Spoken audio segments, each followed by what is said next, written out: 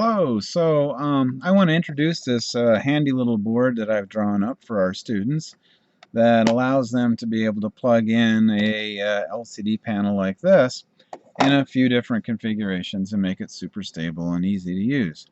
Um, Before I get too far, I want to remind you that the motherboard that we use has a couple of handy power supply pins and ground pins that we're going to be taking advantage of. I should say sockets. We're going to be dealing with the females. So the innermost on both sides, these are going to be supply. Okay, they're going to be power. The outer ones are going to be ground. Okay, so that's a ground and that one's a ground. And of course, these are all female I/O right here that we can take advantage of. And these are female I/O right here that correspond directly across to the teensy. All right, with that in mind, what we have to do when we assemble this board is decide what configuration we want to use. So, for example, this one is a direct connect for the right side, and you'll see that it has pins.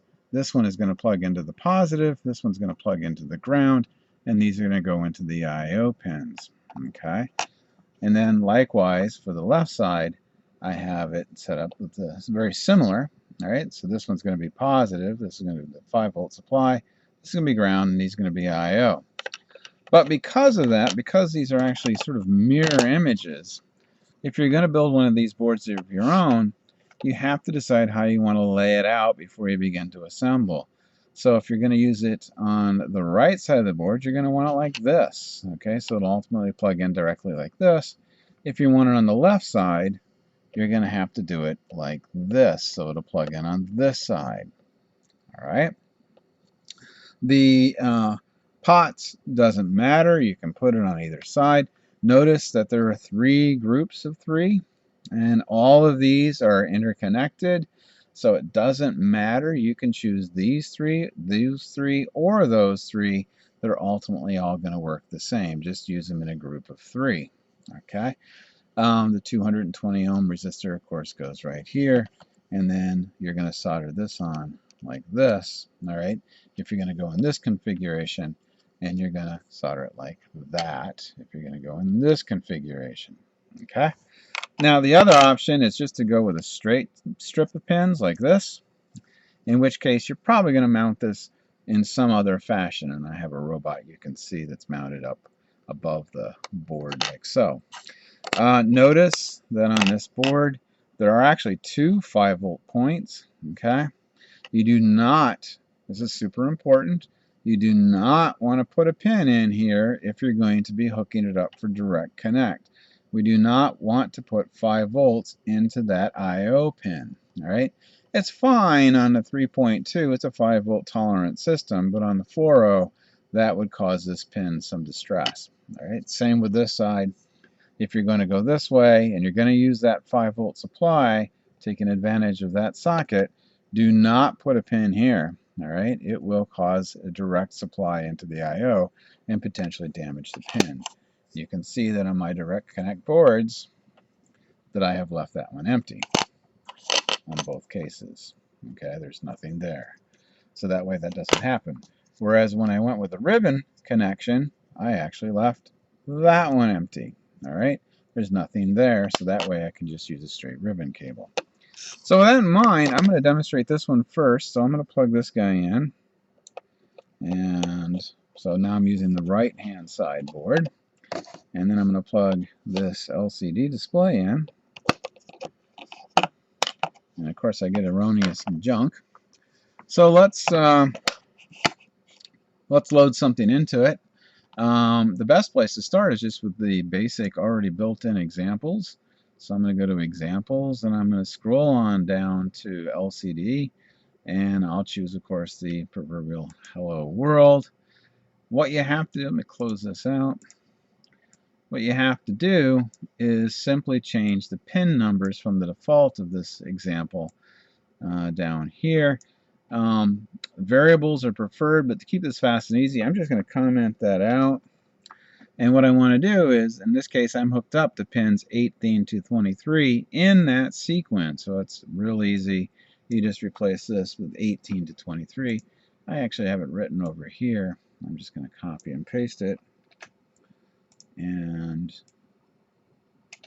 18 to 23.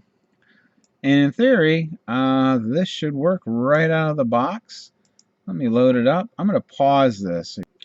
And here you can see I loaded it up and it works just fine. Of course, here you can adjust your contrast, which is nice. Actually, that's actually kind of cool that way with the camera, but I'll bring it back up to here. And so that's the configuration on this side. All right, let me quickly set up the other side. Actually, I can do them both at the same time. I'll plug this guy in right here, and then I'll plug in a different one right here. Now, notice in this case it didn't turn on. That's because, I should bring back to this real quick. Let me just show you this, just so there's no confusion.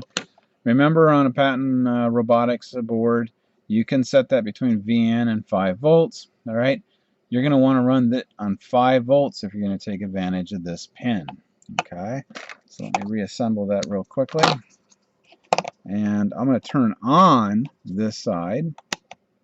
So this side is now on. I'm going to plug this guy in like this, and plug this guy in like this, and of course she powers up. Set that up there, and let me quickly edit a piece of code, and I'll be right back. Okay, so you can see what I've done here. I've created another object, okay, this LCD2, and as you can see, it's connected to that side of the board, so we're going to work our way down to 0 from this direction. So 5, 4, 3, 2, 1 are going to be the pins that correspond. I started it off. We told it what type of LCD it is. It's a 16 by 2. In this case, I had it say Patton Robotics on it. And then down here, I have reproduced this counter.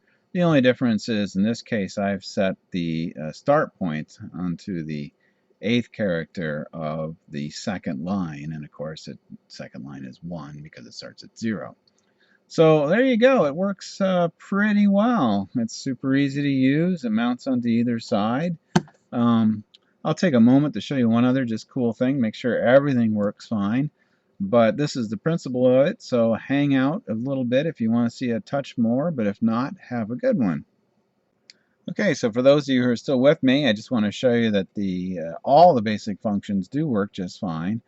So what I'm going to do now is I'm going to go ahead and open up another example from the LCD display, and liquid crystal and the custom characters. Come on, custom character. And once again, to make this work, it's nothing more than taking and replacing this with the addresses of this display. All right, so I'm going to go ahead and load this up. I'll pause it and we'll be right back. Okay, so there you go. You can see that even the custom characters work just fine. So hopefully this is helpful, and you guys can use it, or your students can use it, and I will see you again soon.